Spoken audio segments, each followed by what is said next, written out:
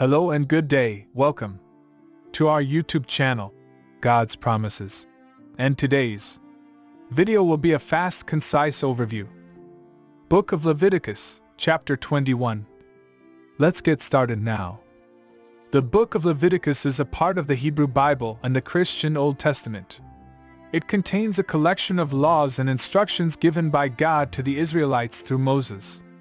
The Book of Leviticus, chapter 21 focuses on the rules and regulations for the conduct of priests and their family members. In chapter 21, God commands Moses to speak to the priests, the sons of Aaron, and instructs them on how they are to conduct themselves. God emphasizes the high standard that is expected of them as priests, as they are responsible for performing the holy sacrifices and offerings in the temple. The chapter begins by outlining the rules for the conduct of priests. God declares that a priest is not to defile himself for any dead person among his people, except for his closest relatives, his mother, father, son, daughter, brother, or unmarried sister. If a priest defiles himself for any other person, he will be cut off from his people. In addition, God lays down the standards for the marriage of a priest. A priest must marry a virgin or a widow who has not been divorced or who was divorced because of adultery. If a priest's daughter commits fornication, she shall be burned with fire. God also prohibits priests who have any physical defects from carrying out the duties of the priesthood. A priest who has a physical defect such as blindness, lameness, a flat nose, or a limb that is too long or too short is not permitted to offer sacrifices to God. However, he is allowed to eat the bread of his God. The chapter ends with God declaring that no one who has a defect may approach to offer the bread of his God. This includes any man who is blind, lame, disfigured, or deformed. No one who has a blemish shall come near to offer the offerings made by fire to the Lord. Lessons and teachings from Leviticus 21.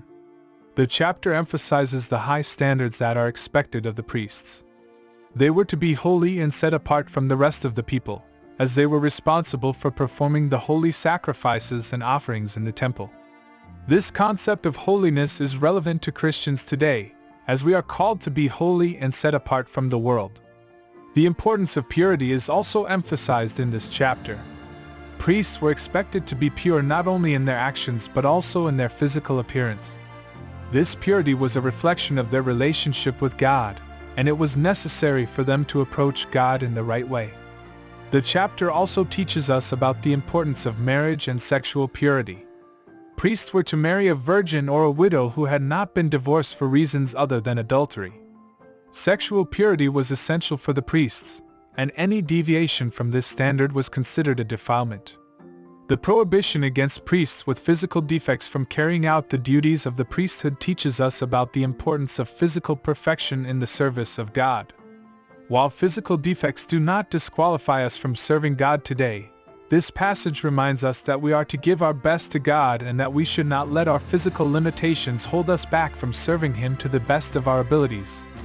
Furthermore, this chapter teaches us about the importance of our relationship with God. The priests were responsible for offering the sacrifices and offerings to God, and their relationship with Him was critical in the success of these offerings.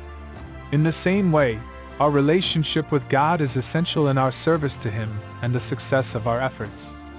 The teachings of Leviticus 21 can be applied to our lives today in various ways. As Christians, we are called to be holy and set apart from the world. We are to maintain a high standard of purity in our actions.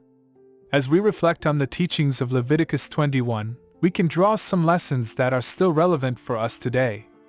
Firstly, it reminds us of the importance of holiness and purity in our lives.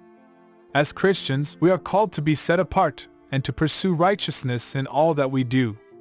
This involves making a deliberate effort to avoid defilement and sin in our lives, so that we can honor God with our bodies and minds.